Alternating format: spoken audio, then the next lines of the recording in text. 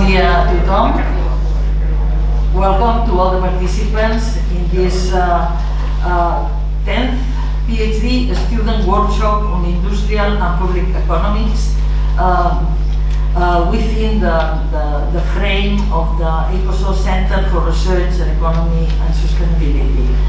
As rector of the university, I have to say that I'm really proud of being here. It is always an honor that a team of teachers and researchers from our institution put forward a program like this one, that we should say that the big item that it has is that it's 10 years old. So that means that it's something useful that had been repeated once after different times, and I hope, I was telling the organizer, that it could be, we could celebrate the 25 years or quarter of a century performing this kind of meeting, because it puts forward the PhD students, their work, and they could combine this work and be connected with researchers that could bring new ideas to their projects, or they could foresee any future collaborations. And that's why this event is very nice. To some extent, I would like also to point out that many of the topics that will be covered today during this 2 days workshop have to do with economics, social development, education, employment, health, equality, energy, all of them aligned with the Sustainable Development Goals of the United Nations.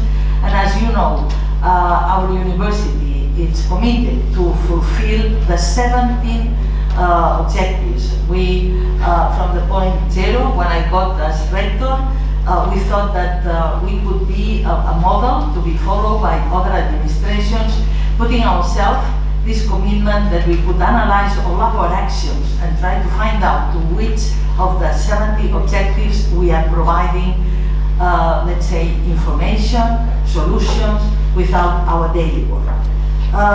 In this sense, I also am very happy to say that I'm proud that Professor Rawan is going to be here giving this talk as a keynote speaker on economics of energy. Is her field of expertise.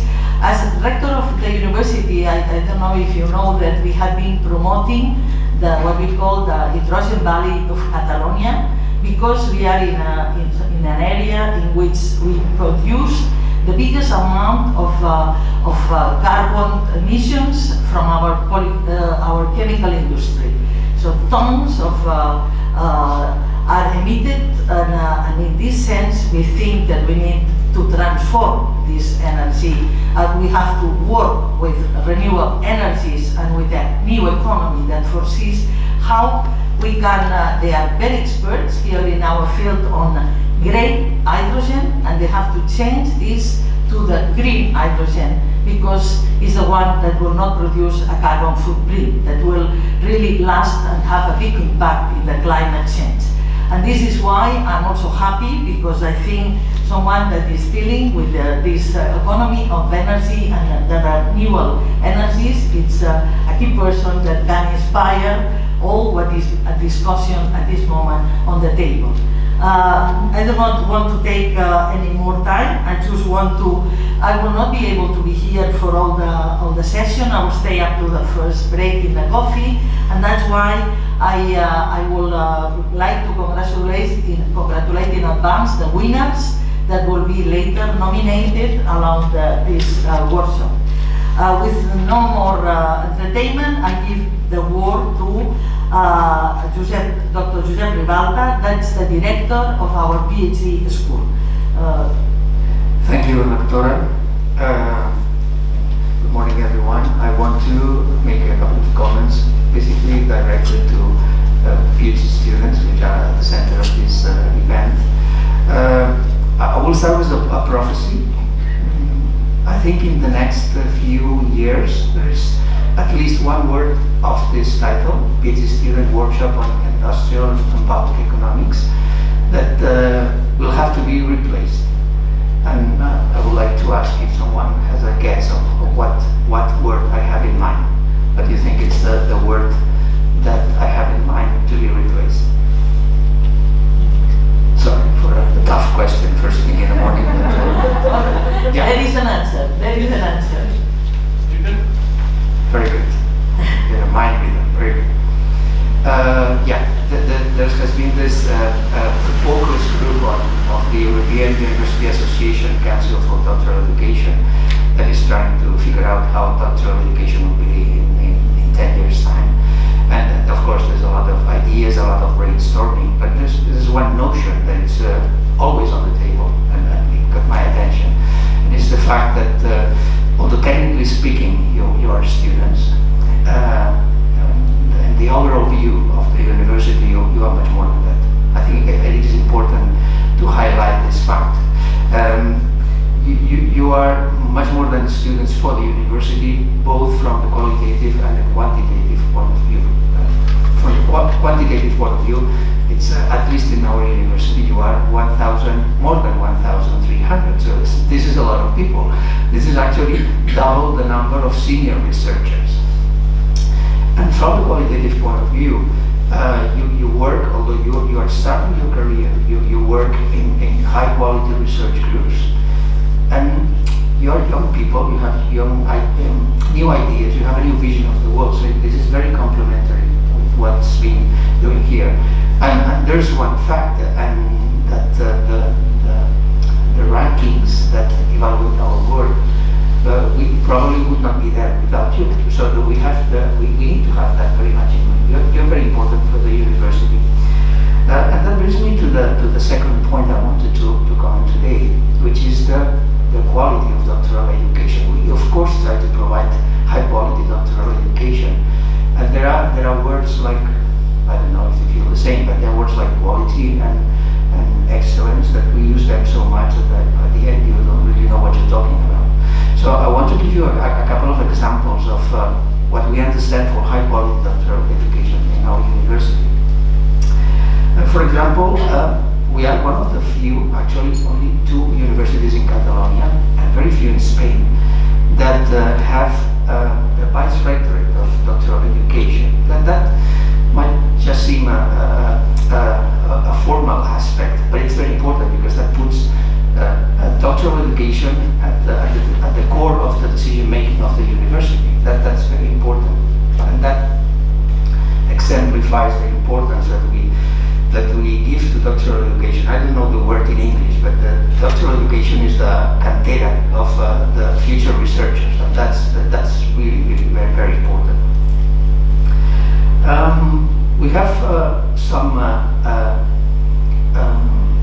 rules for doctoral education that did not work 25 to 30 years ago. We have just passed the process of accreditation of our programs, a very tough process.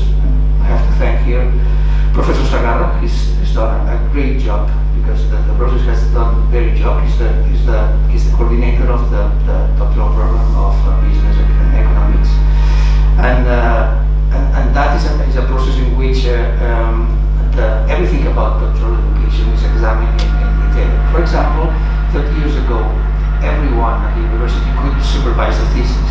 This is no longer so. It doesn't matter whether you are a full professor, if you are not an active researcher, you cannot supervise a thesis. That makes a big difference in terms of quality of doctoral education. And if you believe this one, I'll tell you another even better, which is our program of training supervisors. If 30 years ago you tell a supervisor that you think it's a good idea that it's being trained to supervise a thesis, that could be insulting, right? Now we know, and you all know, that one thing is to know something in detail, and another completely different thing is to teach that and to transmit that knowledge. The same applies to doctoral education. Doctoral education is very complex. It involves a lot of pressure. It involves long hours. It involves human interaction. It's a very complex process. So it's very useful that before we start supervising a thesis, particularly if you are an European researcher, you know everything that you're going to encounter along the way. That's very important. we organize these courses. These courses are provided and delivered in our university, in the rest of Spain, and all over the world. So we are quite pioneers in doing that. And well, I just wanted to share that with you because I want you to know that we take this very seriously. And this sort of events is just a group of that. It's a group of senior investigators that not only direct thesis but understand the importance of this and organize these events on multidisciplinary critical mass and space to exchange ideas, something very important. So I also wish you a very fruitful workshop, and we will see if in the future the title changes and you are called whatever, I don't know what, candidates or junior researcher or something, but it will surely change. Thank you very much.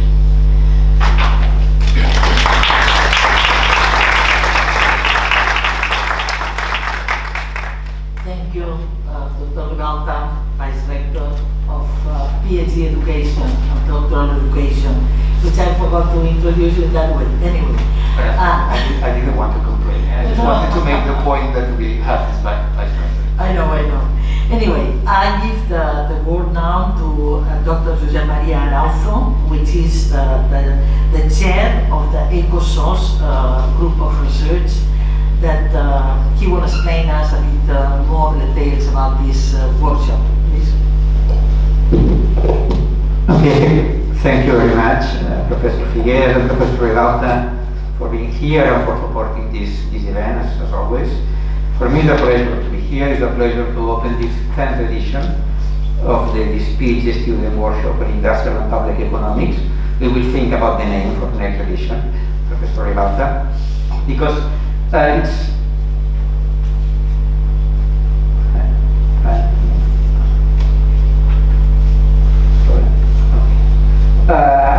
this is a project that we started 10 years ago, and with the new research center, and the workshop was the first event that we organized here.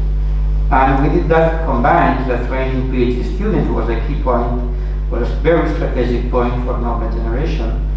And now, after all these editions that we have celebrated here, we are absolutely convinced that we moved in the right direction to put PhD in our focus when thinking about our activities. And we are convinced about that for many different reasons. We have received an excellent list of Keynote speakers since the first edition in 2013. We have, the first one was Massimo Filippini, then we had Tommaso Valetti, Xavier Vivas, José Luis Moraga, Luis Cabral, Alessandro Gavazza, Mark Armstrong, Kay Conrad, Natalia Fabra. In the online version we had last year due to the pandemic. And this year we have Rawan, and we are very, very proud of that and very grateful for her acceptance of being here this couple of days. And we have, during all this period, we have received a lot of congrats from these speakers and also from students that attended the workshop, presented their job market papers, and benefited with a lot of comments. This is a workshop in which we have a system of discussion, so you present here, for sure you will receive nice and detailed comments that will help you to improve your thesis, to improve your papers in order to boost your academic career. We have asked some of these speakers, some of these students to tell us their feelings about this workshop, and we have,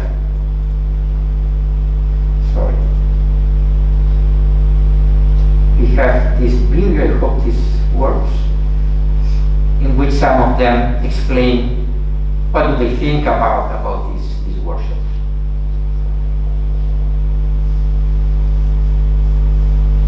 Hello everybody, my name is Tommaso Valletti. I'm a professor of economics based at Imperial College in London, and I'm here to send my very best wishes for the 10th editions of PIPE, the workshop in industrial and public economics.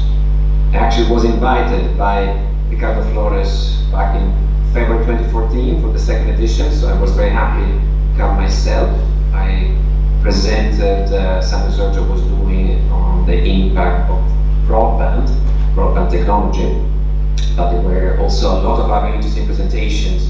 Obviously, in industrial economics, I remember excellent paper discussing with issues in energy, in water, in pharma, e-books, etc. But also in public economics, there were people working on the contest, on corruption, on innovation. So it was really 2 very intense days, conversations, and I had an excellent time. Maybe the best when you can combine the job, nice people, nice ideas. It was a very young environment, I suppose it is, and also a great place. For the first time I could fly to Reus and Rawan and visit your Universitat Rovira with the team. So also, as you might expect, the weather was nice and it was fantastic. So really the best combination for a person like me, but alas, it is crazy. In London, so the weather and the food is not as good. So it was really a very nice experience. I still recall very fondly, and I congratulate you. I wish the best success for the 10th edition, and also wish you the same success for the additional 10 editions. Bye.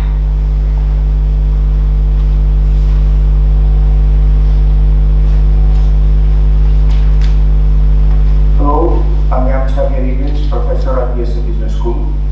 First of all, I would like to congratulate the organizers of the PhD-Student workshop in Industrial and Public Economics, while at the Universitat Rovira in its 10th anniversary.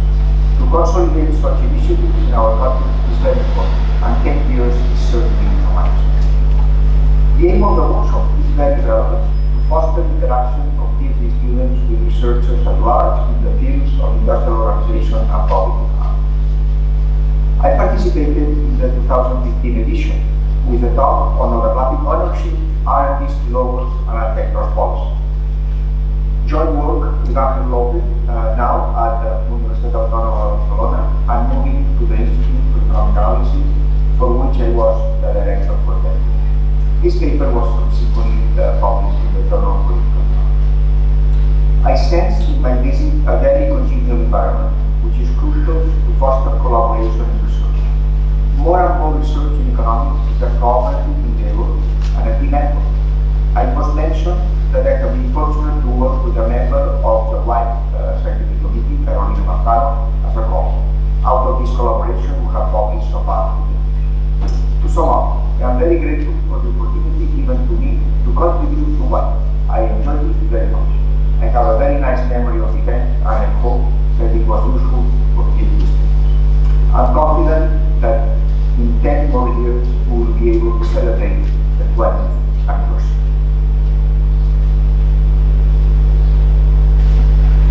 Hello everyone. In 2017, it feels like ages ago, I had the honor to be the keynote speaker at the 5th edition of the teaching workshop in industrial and public economics. And I am very grateful to Jose Manuel Jimenez Gomez for then having invited me. I had a great time in Reus, and I was very impressed by the quality of the student presentations. Now, recently as a week ago, I had the opportunity to visit Catalonia again, this time to present at the University of Barcelona. It was my first talk in person since the pandemic, so it was really great. Now, I also had the opportunity of meeting with a couple of students from Rovira and Virgili, and again, I was very impressed by the quality of their research. So I wish you all the best as you prepare for the 10th edition of the workshop, and I hope we will have the chance to meet again before long. So all the best.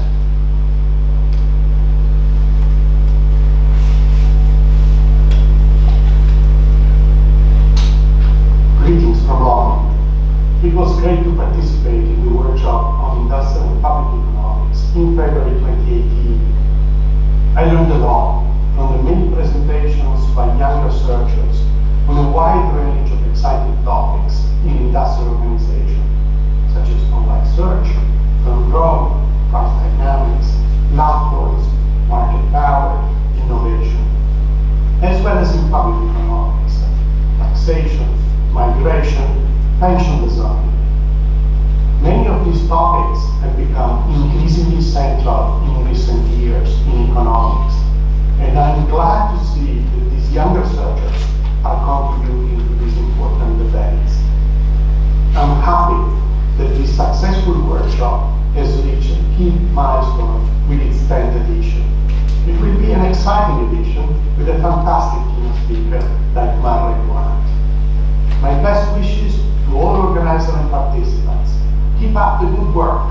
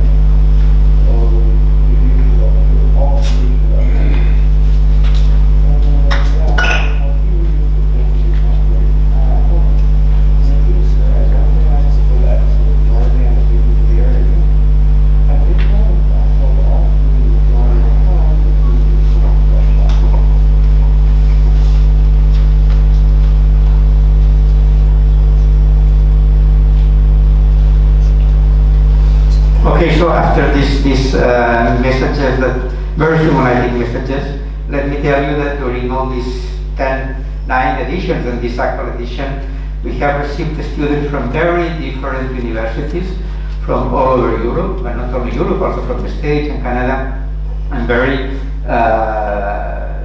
prestigious institutions. And we are very proud of that because we have had the capacity to attract all this heterogeneous profile of people. And we are very happy about the outcome of this workshop because, well, this has been the project of not only about current organizers, but has been the project of previous chairs of the Research Center, all the members of previous scientific committees, all the staff of the center.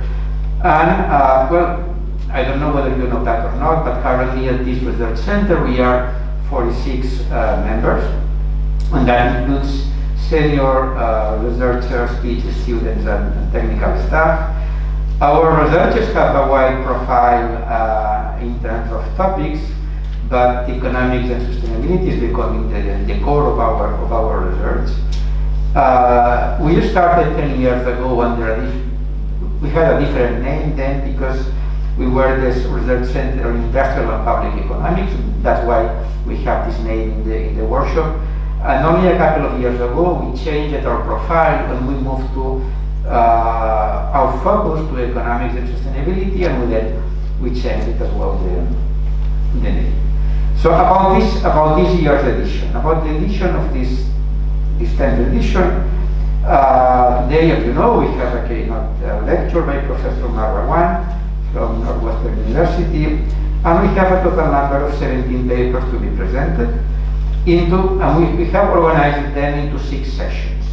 We have the session of innovation and competition today at 12. Then we have labor and education today at 2:30, health today at 4:30, growth and development tomorrow at 10, public theory tomorrow at 11:30, and transport, energy and emissions that will be tomorrow at 2 p.m. We have allocated half an hour, 30 minutes for to each paper and the discussion. So we have more or less 20 minutes for paper presentation, 5 minutes for the discussion, and then 5 additional minutes to an open discussion with the rest of members of the session. Then we will close the workshop tomorrow afternoon with the awards. As you know, we have a couple of awards in the workshop. We have the best paper, which is awarded by the Department of Economics, and then we have the Premio Innova to the best paper on R&D and innovation, which is awarded by the Cátedra Innovación Presa.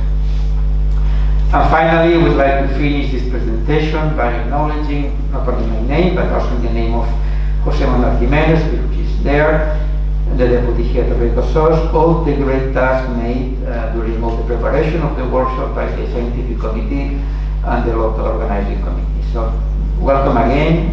Thanks to all of you for being here, and please enjoy this workshop. Thank you.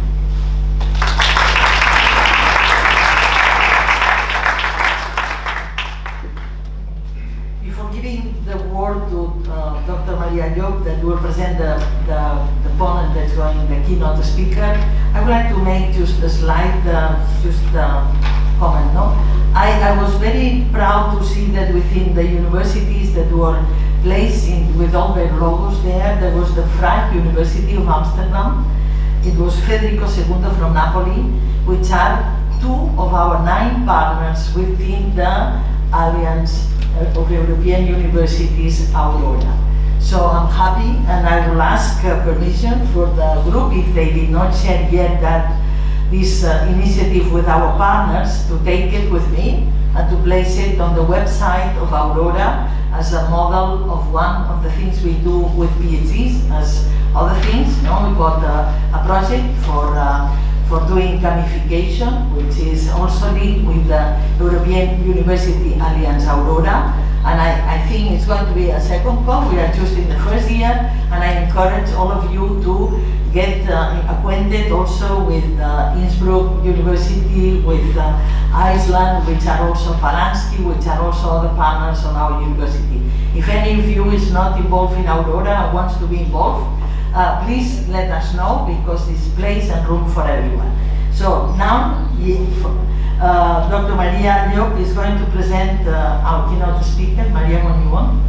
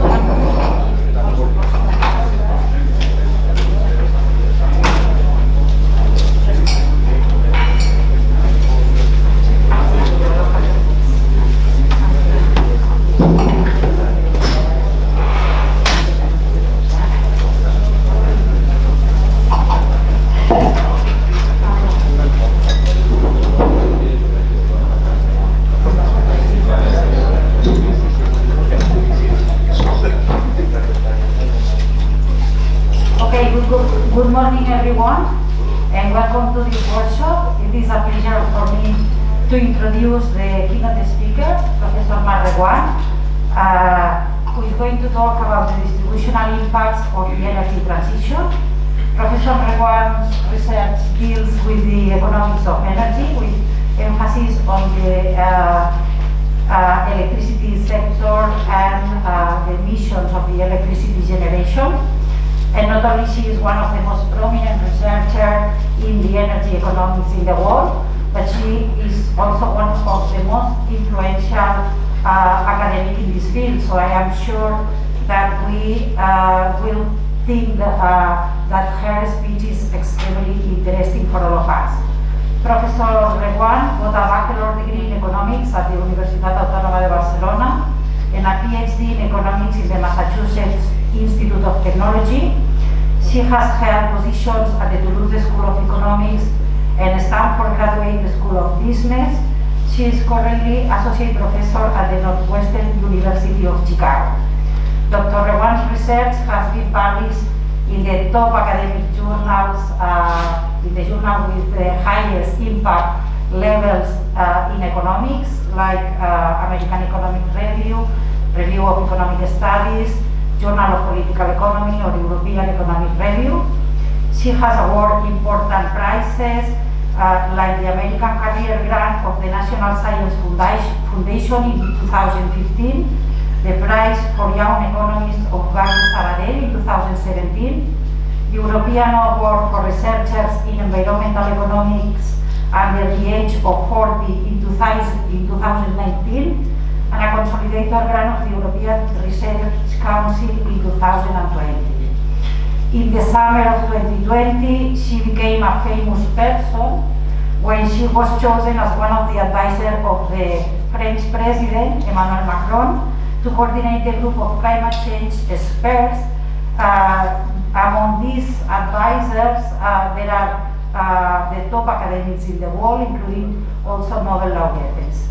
The commitment of this group is to provide recommendations to the French government, practical recommendations to be applied in the next years. Apart from these important academic merits, I would like to stress some other aspects of Dr. Reguant's CV that I think are very interesting. The first thing I would like to comment is that she's very young. I would say she is extremely young. Don't worry, I'm not going to ask you anything, but you are very young. This is something that everybody can see. It is not usual to achieve so many academic merits in such a short period of time. The second thing I would like to comment is that she's a woman working in a world mostly of men. Even today, there are not many women working among the most influential economists in the world. And the third thing I would like to comment is that she started in the Catalan Public University, Universitat Autònoma de Barcelona, and all of us, which are part of the Catalan system of university, should be proud of this, because this means that we are doing things well, because the Catalan system of public education can generate a profile like the one of Professor Reguant. So thank you very much for being here. Thank you for your interest and your time. The floor is yours. Thank you so much, Maria, for this very nice introduction.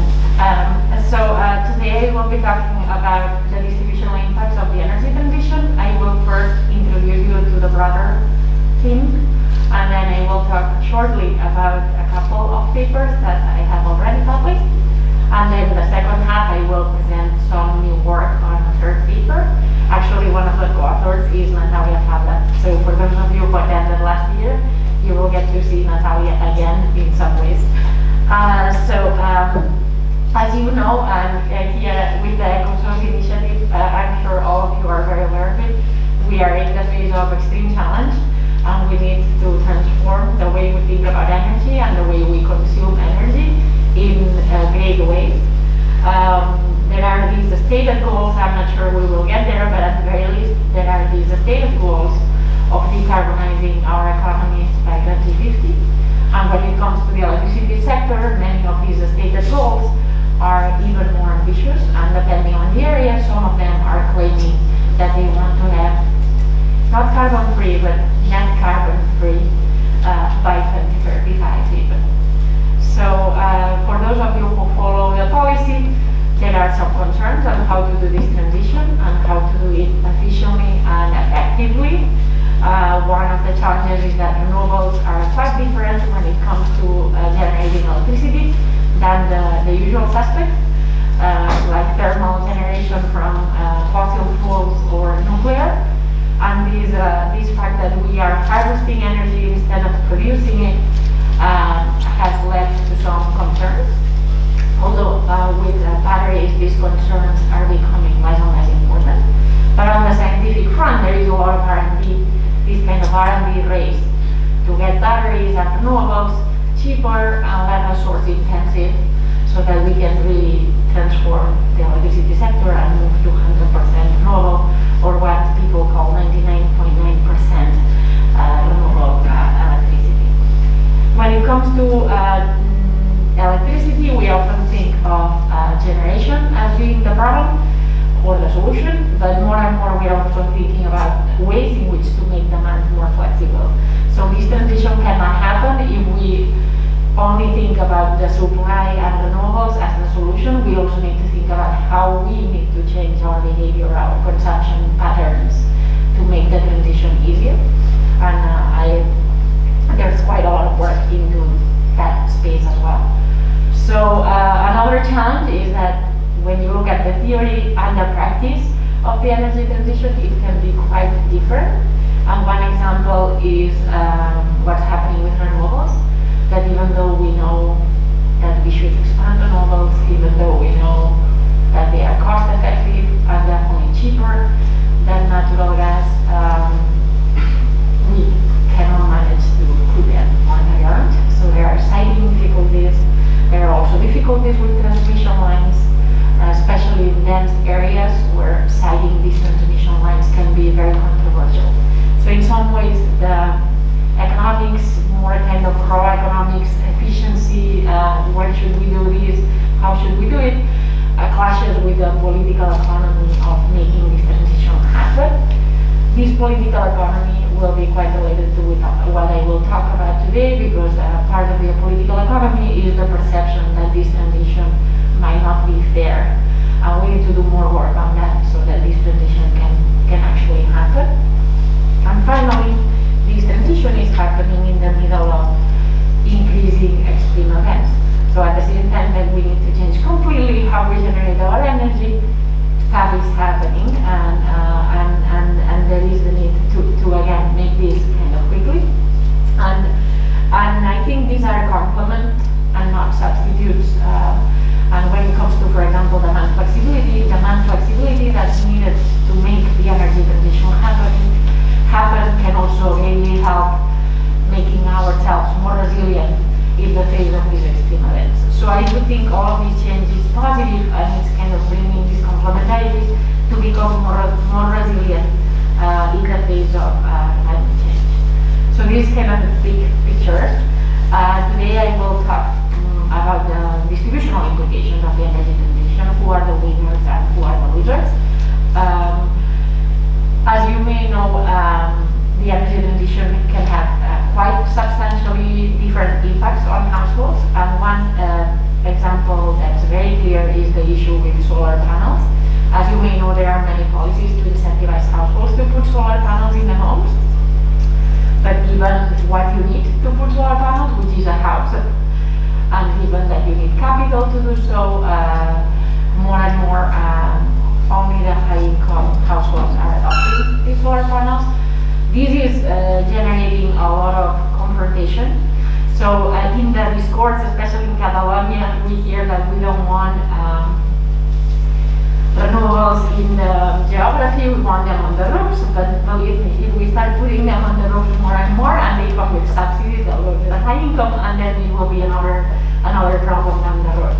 So I do think we need to proactively work on these issues, because otherwise they kind of blow up in our face. California is much more advanced in this transition, and this is already happening there. They had a very aggressive solar panel program, and the rich households were the ones who put all the solar panels, and now it's kind of blowing up, backfiring, and in some ways delaying the transition, which we cannot afford. So the issue of equity is key also when it comes to thinking about the impacts of climate change itself. So what's happening is that when we have these extreme heat or these extreme events that in the US usually take an even bigger proportion. Everything's big in the US, so hurricanes take a huge scale, or tornadoes, or extreme heat. So when these things happen, the most exposed households are the ones that are also the poorest, and they are lacking the ability to protect themselves against these extreme events. I was saying in the previous slide that the energy transition is a complement to adapting to climate change, and precisely because it's a complement to adapting to climate change, the equity of the energy transition also relates to the equity in the impacts of climate change. What we are seeing happen in California is that in the face of extreme heat and extreme wildfires, the rich households who already had the solar panels are putting batteries to protect themselves against the fact that electricity goes down. There are these huge blackouts that leave households many hours, potentially many days without electricity, in quite extreme conditions of extremely polluted air and high temperatures. And these households that already had the solar panels and that can afford to put the battery are the richest households as well. So we need to proactively work on how to protect households at the same time as we deploy these very much necessary renewable expansion. So I wanted to talk about potential research areas and things that we might work on, given that this is a PhD-Student workshop. So one important issue is how market design, how we design markets, and how we design policy can feed back into these issues of equity. It's extremely important that when we design policies, we think about what are the distributional implications. And this is important not just because we care about equity, but because distributional implications can actually make, they can help design better policies that can be more efficient down the road. We also need to worry about provisions that will protect the most vulnerable households. And one example that we have seen this winter is the issue with the extreme natural gas prices that we're seeing. And other questions in the space of industrial organization could be how to make sure that this process is competitive, that there are no kind of one firm that's kind of monopolizing the transition. As I said, I think I already said this, but this distributional impacts is not just kind of a second dish or kind of dessert. It's really a key part of making the transition happen, because if it's not equitable, then it can prevent the expansion of these policies. And one example that we talked a lot about in our commission for the President Macron was the issue with the yellow vests and how policies can backfire if they are not very equitable. So these are some examples of what I was talking about. So in Texas, actually this week, they are very worried about the forecasts on Northeast Finland, because they again have a very cold winter, much colder than usual.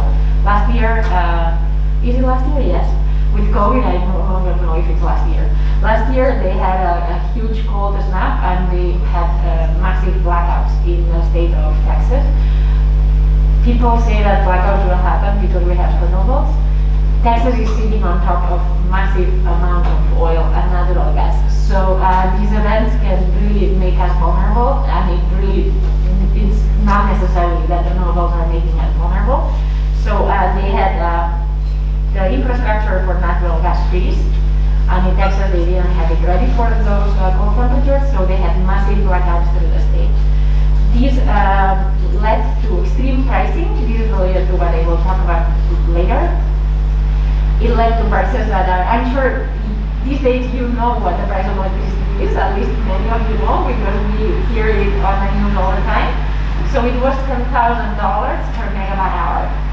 So if you remember, we are kind of scandalized when prices are 200 euros per megawatt hour or 300 euros per megawatt hour.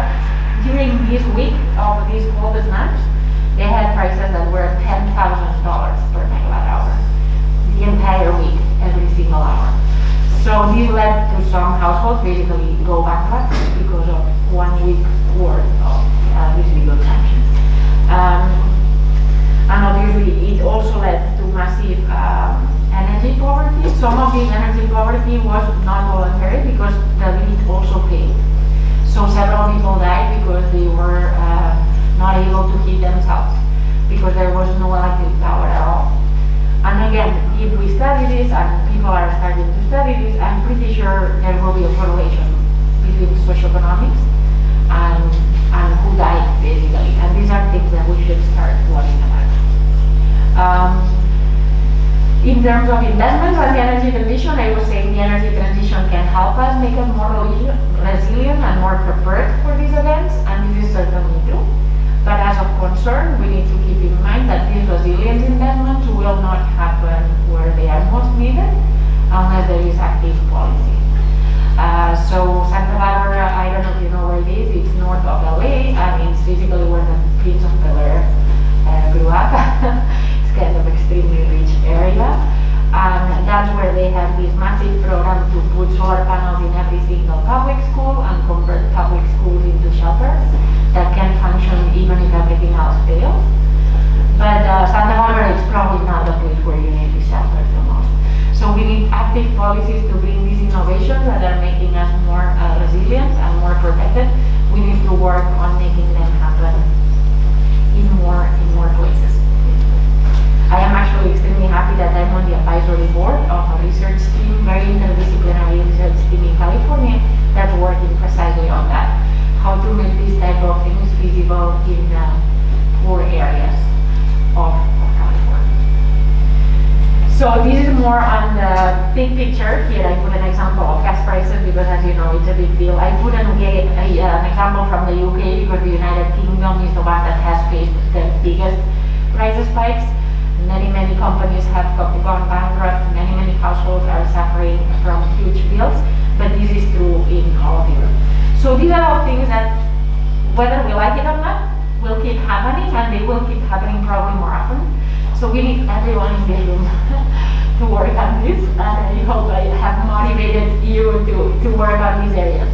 There are many questions that we could work on, and here I put several examples. For example, as I mentioned, how to design markets for them to be more robust, how to think about pricing in the middle of the transition to make sure that people don't get these crazy deals, or that they go into energy poverty. How to deal with a stranded asset. This is something we don't talk enough about, but it's, I think, a very fruitful area for research.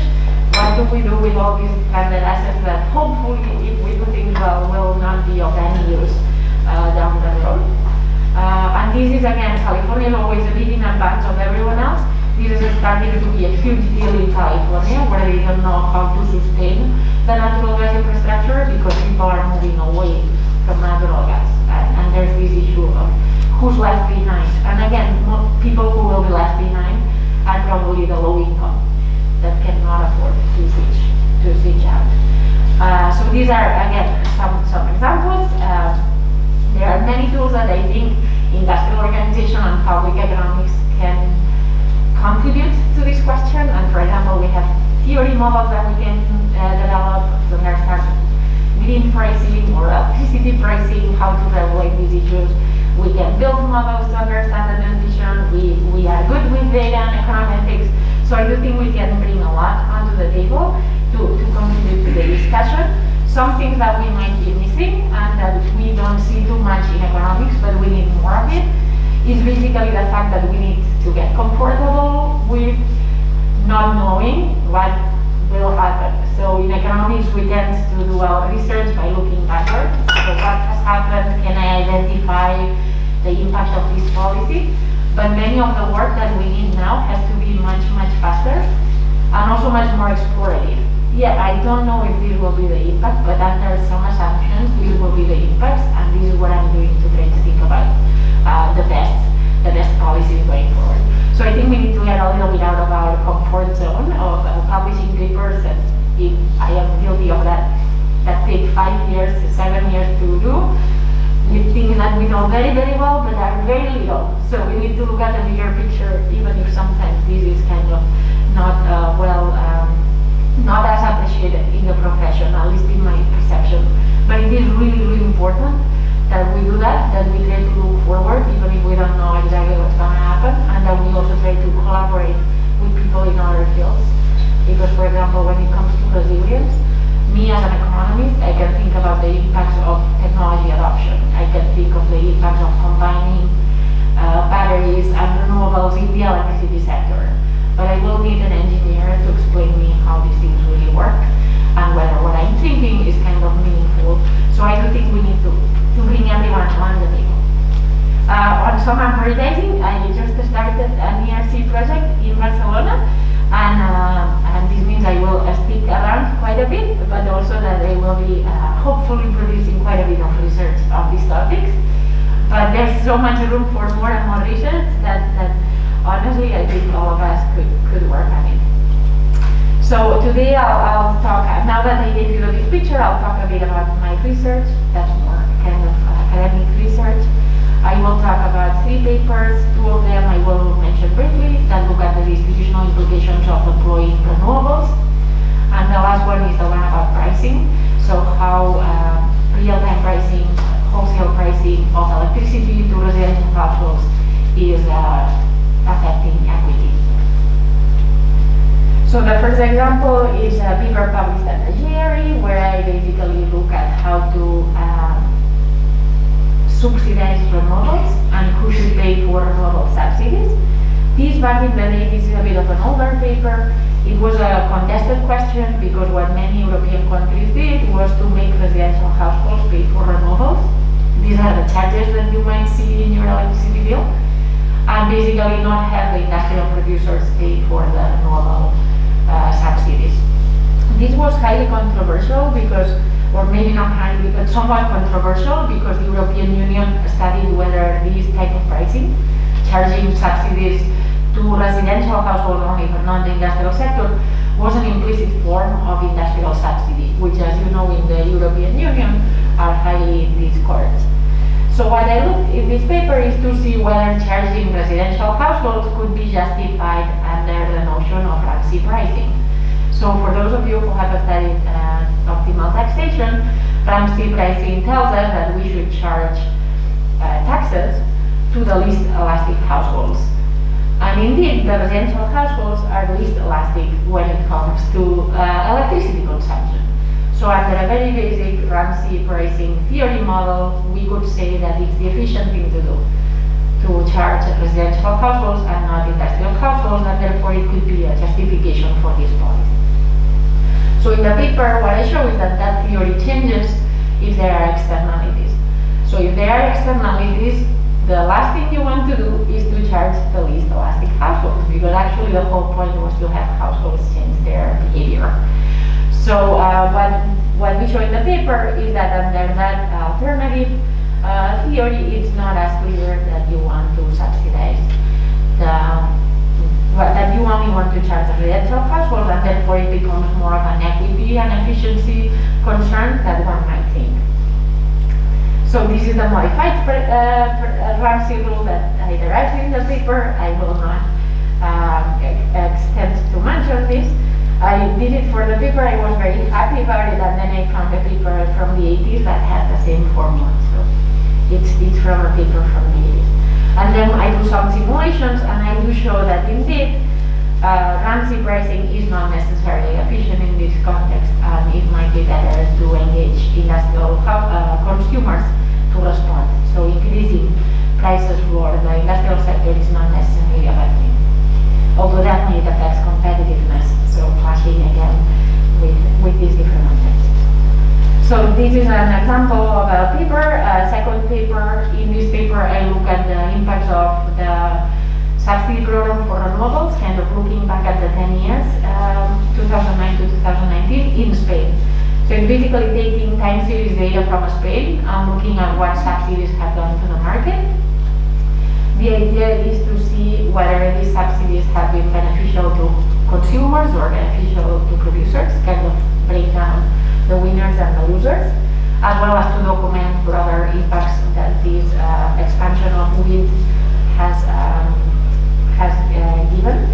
So one focus of the paper is to think about market design of subsidies. How should these subsidies be paid to farms? And there is a big debate in the policy circles on whether you should subsidize farms for their output or you should subsidize farms for their investment. A production-based subsidy or an investment-based subsidy. So here we exploit a change that basically shifted production subsidies to investment subsidies to see what the impacts are. And we find that the impacts are quite limited on whether the subsidies were production-based or investment-based, but the biggest key effect is that it was a transfer of rents. So moving from production-based to investment-based subsidies was a big transfer of rents from consumers to producers. So this again, kind of going back to the political economy question, there is a reason why we moved away from production tax credits to investment tax credits, and probably it's not efficiency, it's maybe more political economy. So the impact of renewables are positive, and even though Spain was an early adopter for renewables, and they were more expensive than now, it is still net gain when it comes to surplus. The surplus went to wind farmers, obviously, because it enabled the industry to grow. But also, surprisingly, maybe, we find that consumers also benefited in net, even though they had to pay for the subsidies. When it comes to the change in policy, there was this change that removed production tax credits and they made them investment tax credits, and clearly this was more of the welfare implications are small, but it was a big transfer from consumers to traditional producers. So what happened before is that Spain used to have zero prices when there was a lot of renewable power, but by removing the production incentive, now we no longer have these very low prices, and therefore producers are happier, consumers are less. All of these design issues will become more and more important again, because now that renewables are so cheap, we will have the same design issues even without subsidies. Prices might become more volatile, and certainly prices might become very low, hopefully, in sometime in the future. So today I will talk in more detail about the third paper, and this one is more focused on the distributional impacts within the residential sector. So the two papers that I mentioned before are more focused on industrial producers versus commercial, or for example, wind farmers versus traditional producers. The paper that I will explain in detail is looking at equity within the residential sector. And this aspect, I think it will become more and more important, and this winter is kind of a sneak peek of many concerns that we will have down the road. So the question of the paper, which is joined with Natalia Fabel, Jin Wan, who's a graduate student, and Michael Kahana, who was an undergraduate student working on my lab when he was at Northwestern as an undergraduate. So we basically look at this using detailed smart meter data. So the goal of the paper is to ask if there are volatile prices instead of a flat price, are the low income worse off or are the low income better off? And what are the different channels that explain that? So we thought about looking at this because Spain is among maybe the first country, and maybe there are the first and maybe the only country that has made this type of volatile pricing policies the default. So I don't know if you know, but if you are in the default policy in Spain, your price of electricity can be different every hour and every day of the year. It's basically the wholesale electricity price plus a big markup. So this volatility in price has traditionally been a concern and has prevented these type of pricing mechanisms to gain popularity. Basically, people are concerned that if you put volatile prices, all of a sudden people will go accidentally. They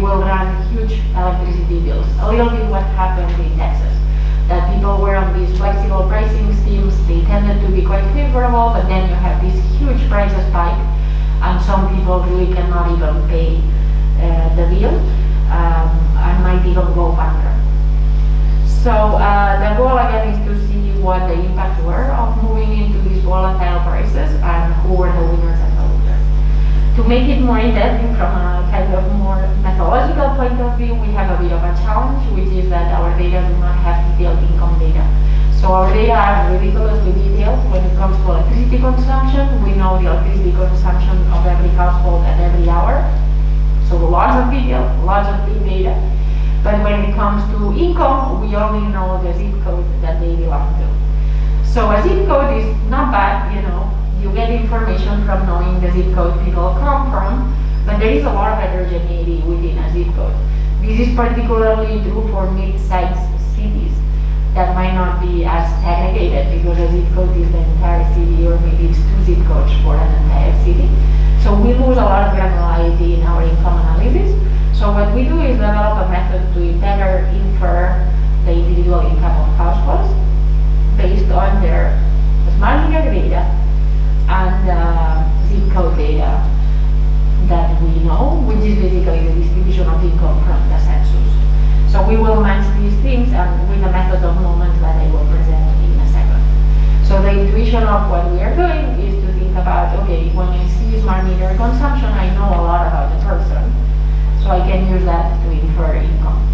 It's not different from what tax authorities are doing when they see that you are driving a Ferrari and you are declaring an income of 10,000 euros per year. They are like, okay, where did you get that Ferrari from? So it's kind of a little bit in that line. We don't know income, but we know electricity consumption, so we will try to assign income better to see what we can say about the impacts of RTP. When it comes about the important question, which is the policy question at heart, we find that having volatile prices is particularly regressive when it comes to seasonal insurance. So we find that low-income households are particularly exposed to what is happening today. The fact that winter prices can go really high up in the winter, and households might not be able to hedge themselves against that price volatility. However, we find that when it comes to the higher volatility during the day, the fact that prices at night could be higher and prices during the day could be lower, we find that that's actually progressive. And the intuition is that high-income households are the ones who are contributing most to the peak, so they should be paying more under flexible pricing. So I guess the bottom line is that commodity price risk seems more important when it comes to the equity concerns than within day volatility, that even though it can be quite volatile, it is progressive. I guess another bottom line that I don't have here, and that's common also in other analyses of carbon taxes and other policies, we also do document a lot of within income being heterogeneity. So at the end of the day, you might need to put some safety valves, even if you're not too worried that on average people will be worse off, because there are some outliers for every income being. So I will not go over all of this. When it comes to the policy, let me tell you a bit more. I already kind of told you that Spain defaulted everyone into real-time prices in 2015. This means that if you never switch tariffs and you are on the default tariff, your electricity price is flexible. Every hour of the day you have a different electricity price. The electricity price is the wholesale price, what you will hear a lot about in the news, plus this markup that's typically constant. This is the energy price component, but if you know about your electricity bill, on top of that there is the tarifa de acceso, the access price. We don't explore what happens to the access price because it's constant during this period. Although, as you may know, there has been a recent change in June on this access price. So the focus for today will be only on this energy price. What happens when you go from flat prices to more volatile prices? The data I told you is very detailed data on smart meters. It's basically the hourly consumption of 4 million households. And for each household, additionally, we also know the plant characteristics. Importantly, we know whether they are on real-time pricing or not. But also we know their contracted power, potencia contratada, for those of you who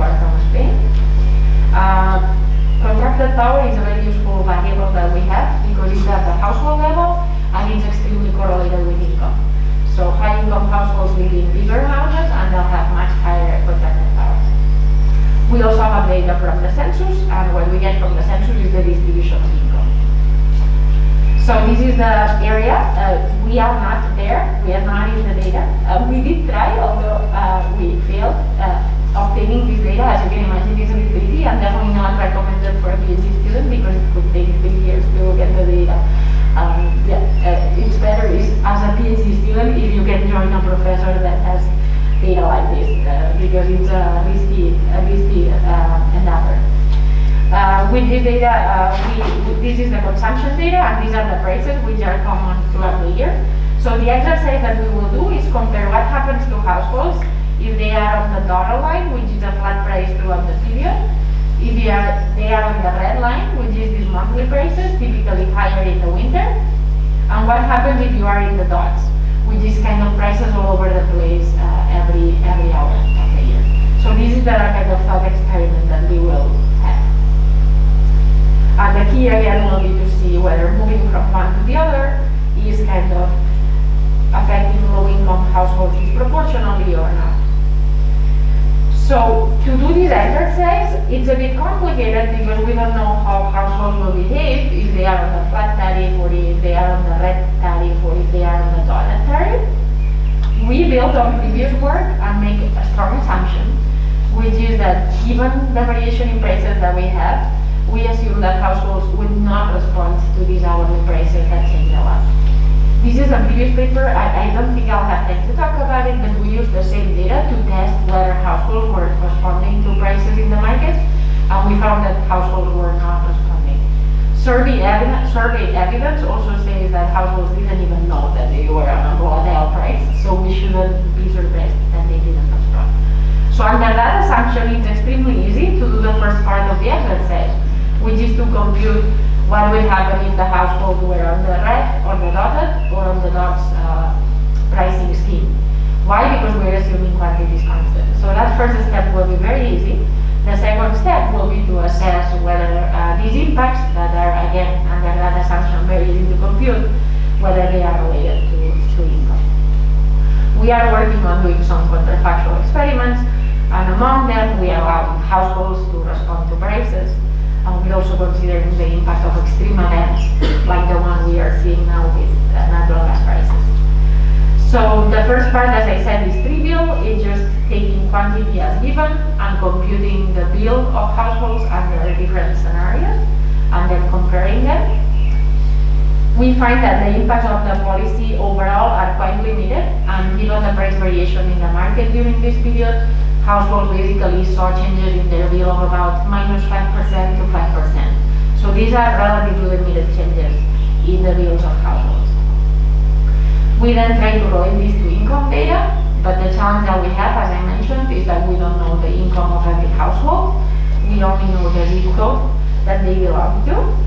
So here we will try to do what I was just mentioning in the motivation. We will take the smart meter data, we will combine it with the income data at the zip code level, and we will try to do some better matching.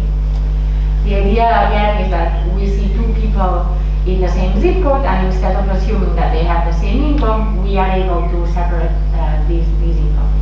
I mentioned that it's related to tax fraud or subsidy fraud, where people use observables to try to see if people are underreporting.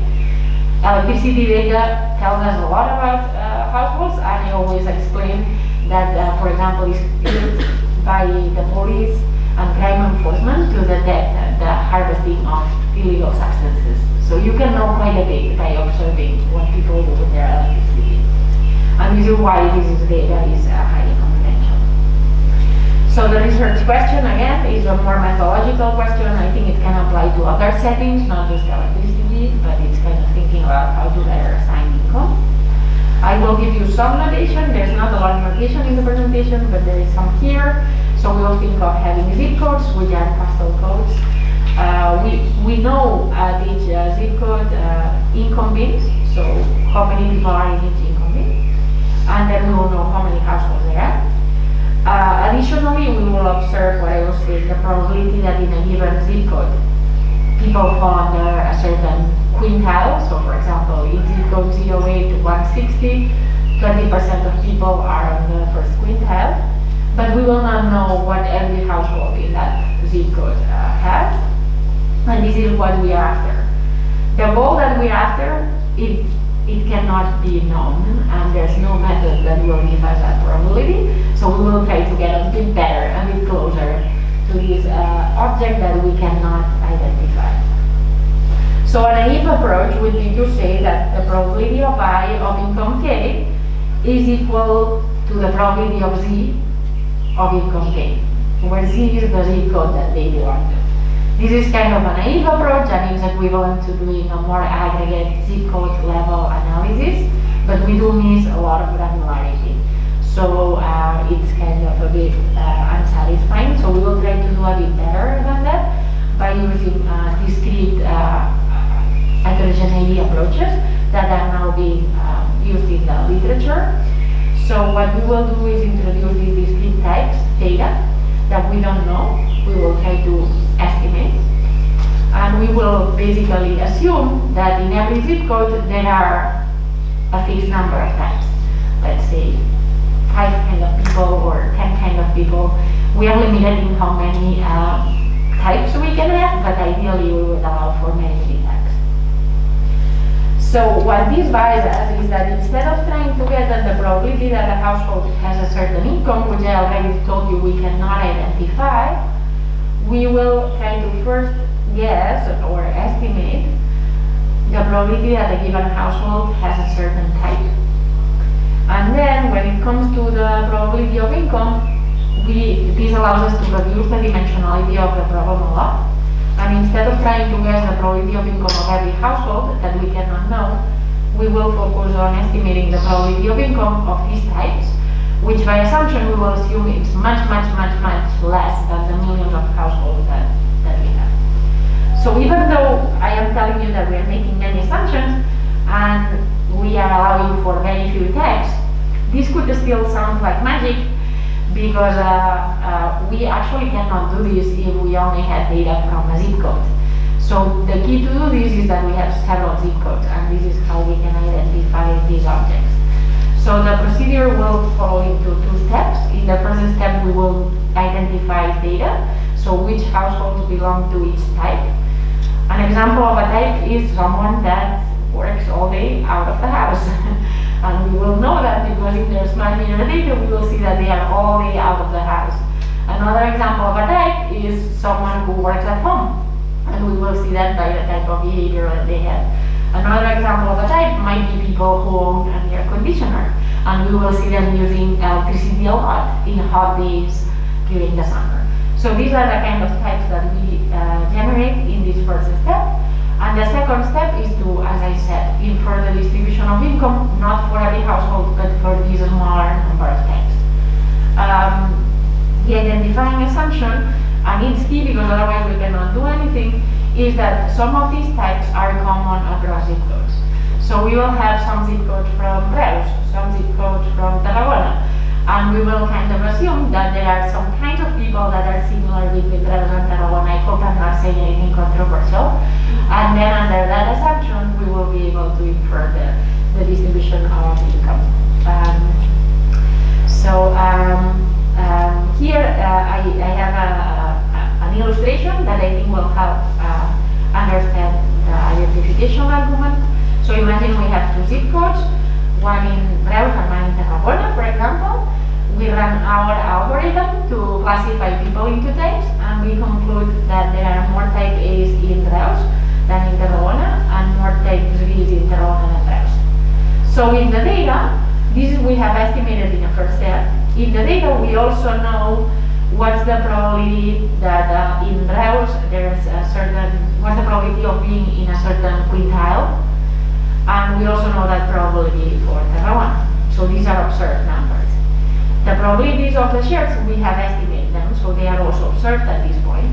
The only thing that's missing is what's the probability that type A will be high income, and what's the probability that type B will be high income. And these are the objects that we estimate in this second step. So intuitively, if we estimated that Reus has a lot of type A households, and we also see that Reus has a lot of high income, we will conclude that type A is more likely to be high income. And that's how the identification This is only with 2 zip codes and 2 types, so it's 2 equations and 2 unknowns. In practice, we will do this via GMM, a constraint GMM, where we try to estimate these probabilities for several types under the constraint that what we estimate, which is these red distributions, are equal to 1. So that's the methodology. When it comes to the details, in step 1, actually this is kind of not something we have a lot of theoretical arguments here, so it's a bit more as a practitioner thing. If you have any feedback on this, I would appreciate it, but we don't have any theoretical basis in which to say this classification is the perfect one. So what we do in the paper is to try different classification procedures and make sure that our results are robust to these different alternatives. So the ones that we use in the paper, or at least in the main results, are basically using 3 things. First, we use contracted power, which is the one thing that we know for every household. We know their potencia contratada, so we use that. Second, we use a machine learning algorithm to infer whether people have air conditioning or heating, and then we treat it as an observable, although to be fair, it's measured with error. But we basically classify people into whether they have heating, air conditioning, or both.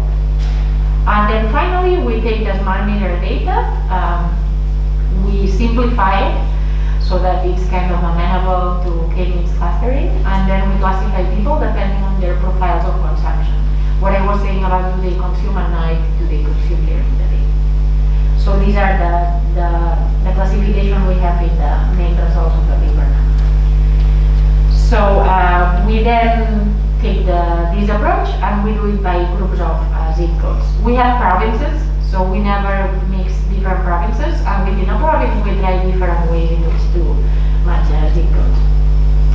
We are limited in the identification argument. As I showed you, we had 2 types for 2 zip codes. So in our baseline result we have 5 types, with 5 types conditional on these different attributes, and then 5 zip codes.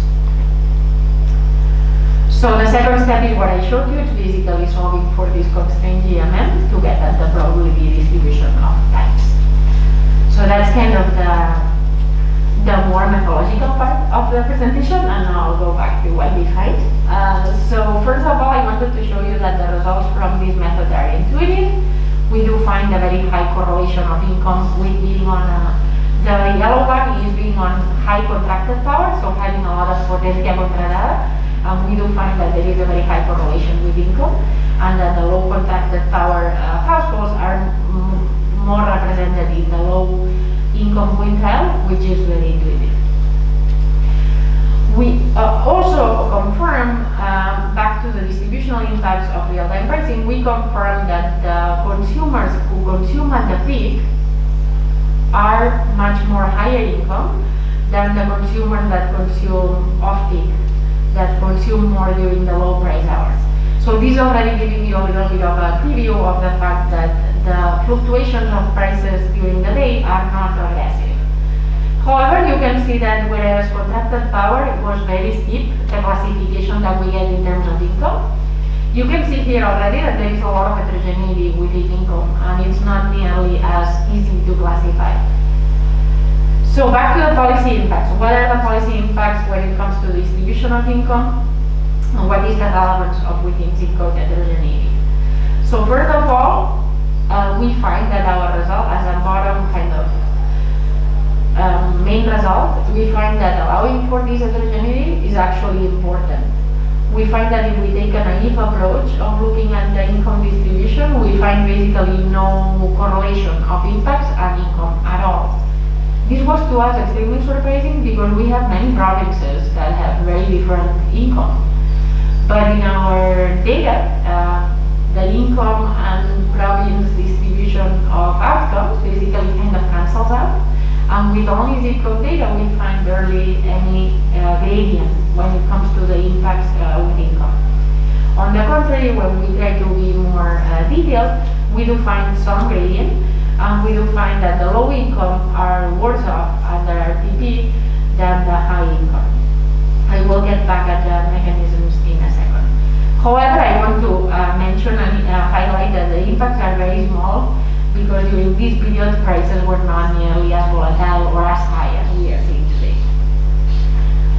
I also want to highlight that even though we managed to get some more signal on income and we managed to classify people better, a big bottom line result of our work is that income is not as good of a predictor of the impacts of the energy transition than appliance ownership. So are these households that are on electricity heating, they will be much more impacted. Obviously, whether we are on electricity heating or not correlates with income, but we find that income in itself still leaves a lot of unexplained heterogeneity. And here, for example, you can see that within each income bin, there is still a lot of heterogeneity on the impacts. So we do look at the price variation decomposition. So the main result is that going from annual prices to hourly prices is hurts the low income. But there is the question of, is this the seasonal variation in prices or is this the hourly variation of prices?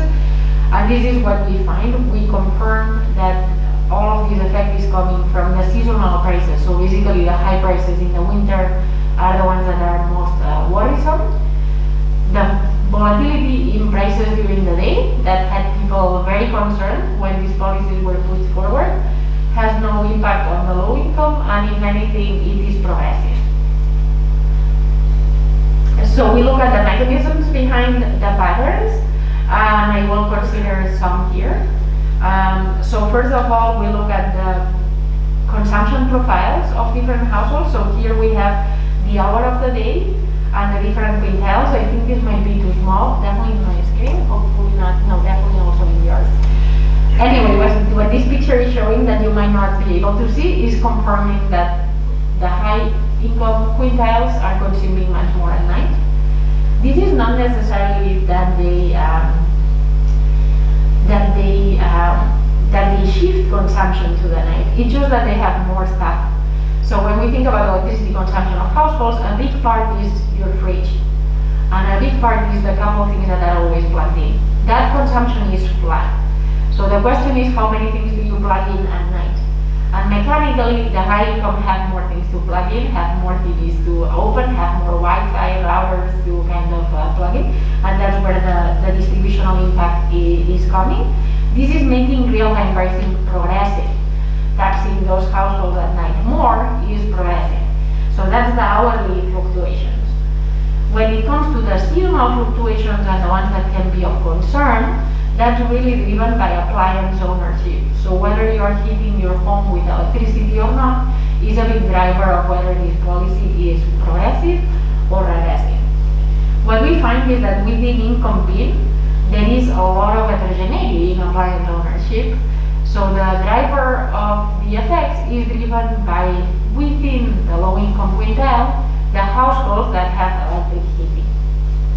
I think for those of you who live in Spain, you understand that these low-income households that heat themselves with electricity is not some fancy heat pump, pompa de calor, that's kind of consuming electricity and providing a lot of comfort.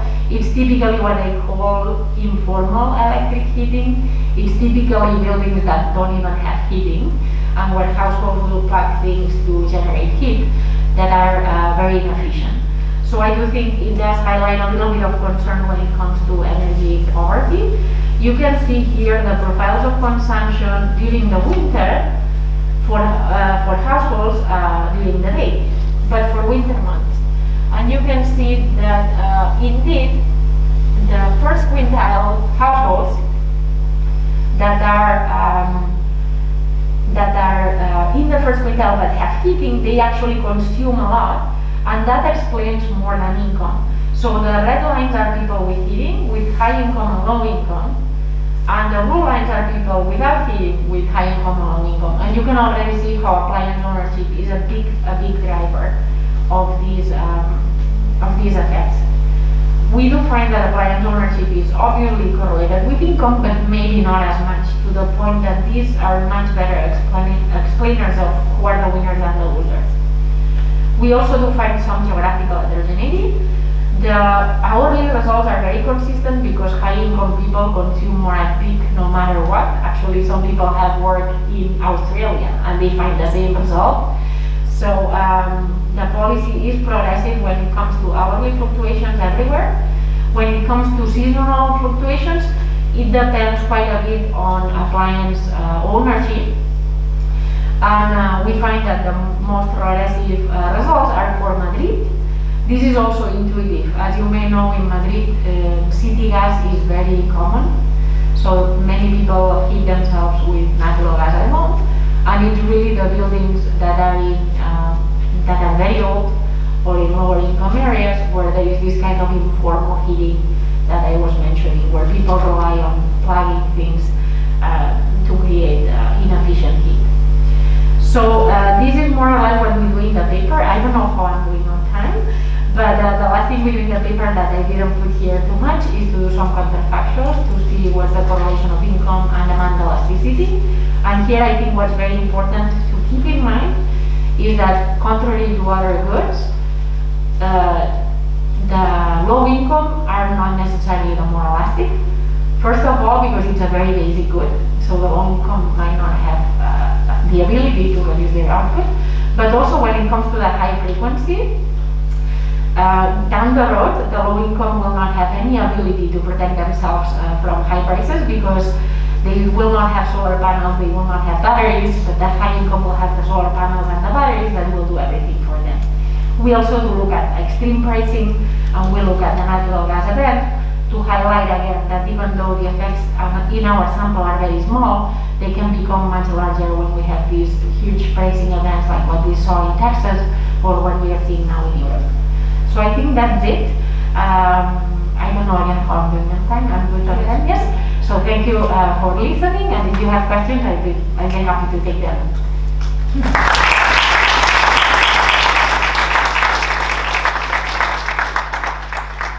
Okay, thank you, Professor Rawan, for your excellent presentation. Now it's time for questions. Are there any questions? Yeah. Maybe we have a microphone.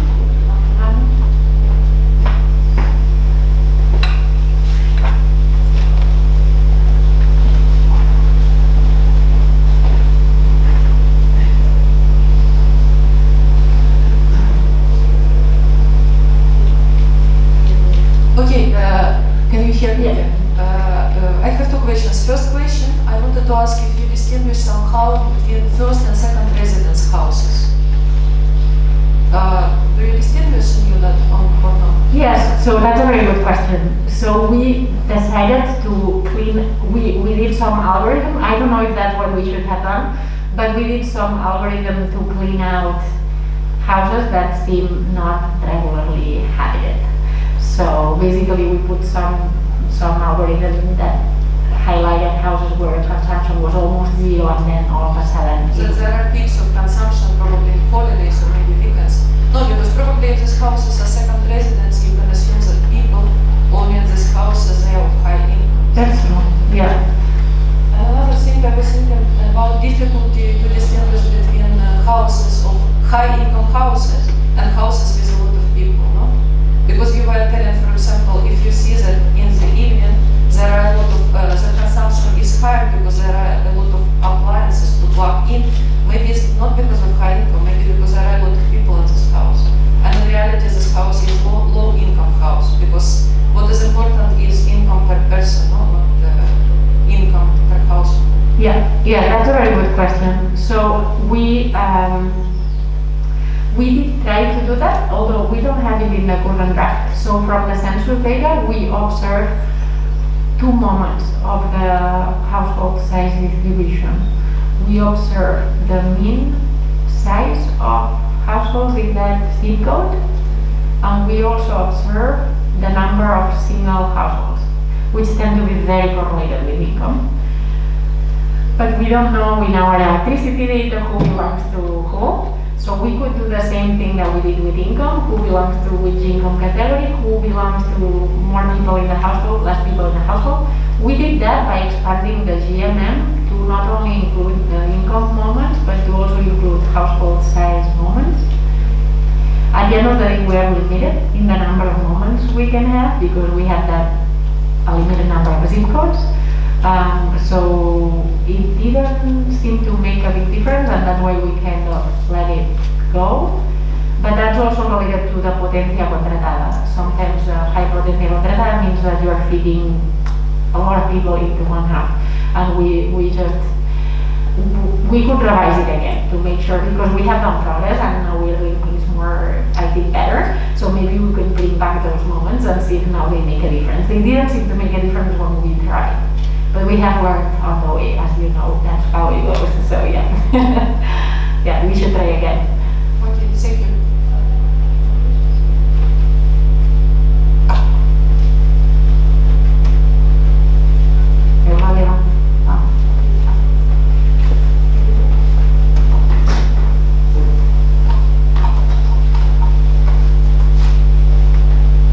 Yes, my comment is more referred to the introduction rather than your articles, more like a general perspective comment.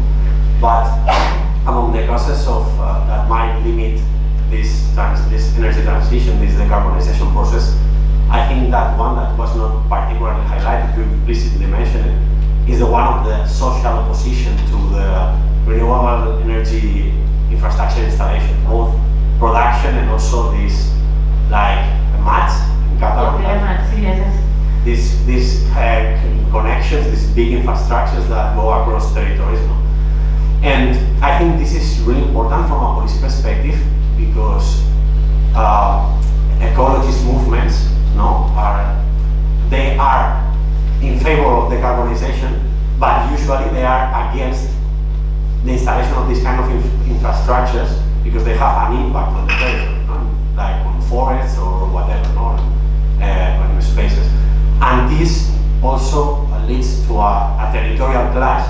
Here in Catalonia we experience it, that why us in the south we need to bear the environmental impacts of these kind of infrastructures in order to fit the needs of those in Barcelona and the surroundings. That, I mean, this is something that I think it's important to manage the social opposition, both from understanding that we need to assume part of these costs because we need to do this transition, and also to manage this territorial thing from a political perspective. And I wanted to share these thoughts with you and ask you, what do you think about this, and if you are taking this into account in your more policy-oriented work in France or somewhere else in the world?